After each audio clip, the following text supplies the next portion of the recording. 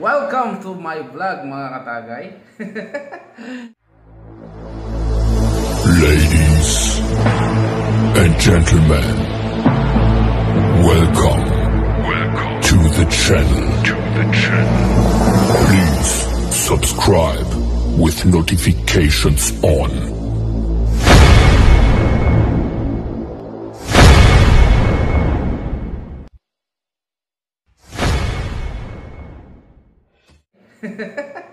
So happy Saturday sa ating lahat mga katagay. So panibagong vlog, syempre bagong gupit si katagay at panibagong video na naman ang ating gagawin ngayon mga katagay, no? So samahan niyo ulit ako na gumawa ng video. Let's go! At talaga namang puging-pugi sa sarili si katagay. No, syempre, proud to yourself. Gusto ko lang ipakita yung aking gupit mga katagay. Kung maganda ba. Yan, i-comment nyo sa ating comment section kung maganda. Ating iba vlog ay yung aking ginawang DIY na kulungan. Kasi bumili ako kagabi. Actually matagal ko nang hinahanapan ng... Matagal na pala akong as in naghahanap ng Rhode Island na mas malapit dito sa Taguig. Kasi gusto kong bumili ng Rhode Island na sisiw na aking papa lakihin doon sa 3rd floor, doon sa kasama ng aking mga panabong na manok. So kagabi, nag-scroll ako sa Facebook, so may nakita ako na nag-post ng mga sisiw na 5 weeks old na dito lang sa may Makati sa West Rembo. So kinunta ko kaagad yung ating seller. So ayun, nagkasundo kami. Nabili ko yung 4 na babae na Rhode Island at saka isang lalaki na Rhode Island. So bali 5. Tapos may kasama pang nag-try din tayo bumili, no? Sinamahan natin ng Black Astrolop yung ating Rhode Island.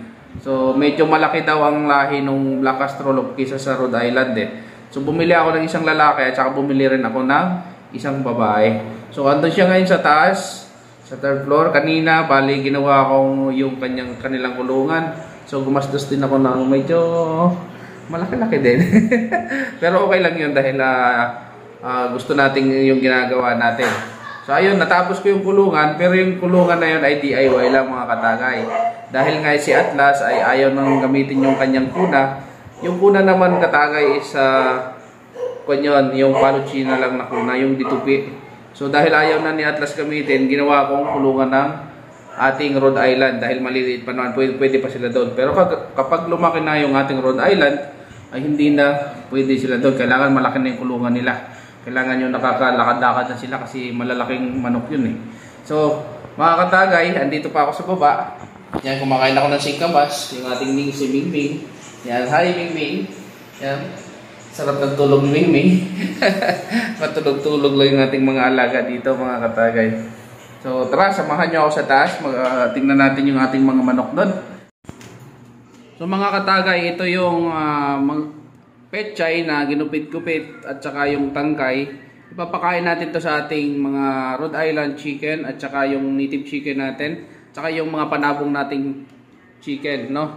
Paborito to nila. Gustong gusto to nila yung pechay natin. Tingnan nyo, mag-aagawan talaga tong mga to pagka nakita nila to. Punta tayo sa taas.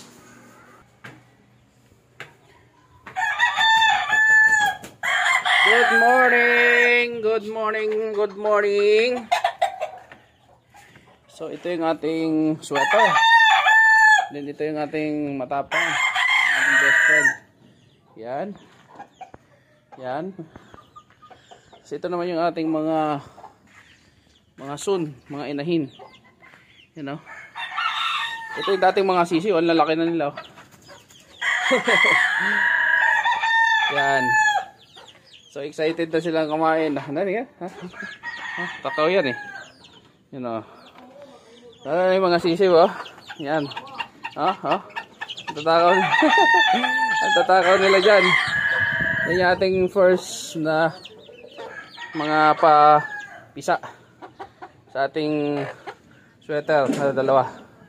Yan, ito yung ating mga magandang palahian.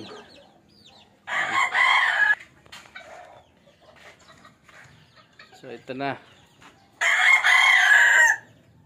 Ito yung ating pinapalahi ngayon, yung Texas na yan. Ito native chicken lang yan. Wala yung iyon talaga, may similya ang egg niyan. Yan, ito yung ating incubator. So kapag dumating siya sa 37.8, namamatay siya. At kapag bumalik siya sa 37.2, iilaw siya ulit yung mga egg sa loob. So ito naman mga kataga, yung ating DIY na kulungan. Kulungan to ni Atlas. Na ginawa nating kulungan ng ating Rhode Island chicken na bagong bili. So tingnan niyo naman ginawa ko. So, diba? So hi. So ito yung mga sisiw ng ating Rhode Island chicken yan. So yan, yung 4 na babae tsaka isang lalaki. And then nagdagdag tayo ng black astrolop, no, na isang lalaki at saka isang babae. Yan. So dyan lang sila.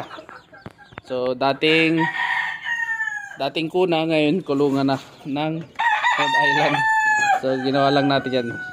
Ito yung ginawa natin takip yun, di ba? So yan. Then ito naman yung ating Chinese chicken, yung pang show natin na dating may binuluto, ngayon magaling na. So kapag may bulutong ang inyong mga manok, madali lang yan gamutin. Yung joy na yung panghugas na sabon, yun ang inyong gawing sa shampoo nila, sigurado tanggal agad. So yung ating tawag dito, ito yung ating sirama chicken, diba? Poging-pogi yan, sirama chicken. So yan, saranin natin yan. Papakainin na natin ng gulay yung ating mga panabong na sisiw. So yan, doon tayo nagpapalahi. Okay, dito to sa 3rd floor. Pakainin na natin yung ating sisiw. Hello. Wala pang egg ah.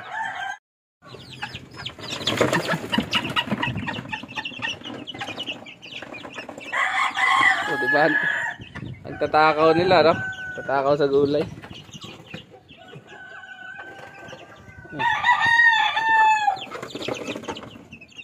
Gulay na petsa yan. Ang tatakaw nila. O diba? So ito yung ating mga sweater blood. Sige, yan muna ang kainin nyo. So ito naman ang ating mga inahin. Bibigyan din natin dahil matatakaw din yan sila dyan. Ito. Yan.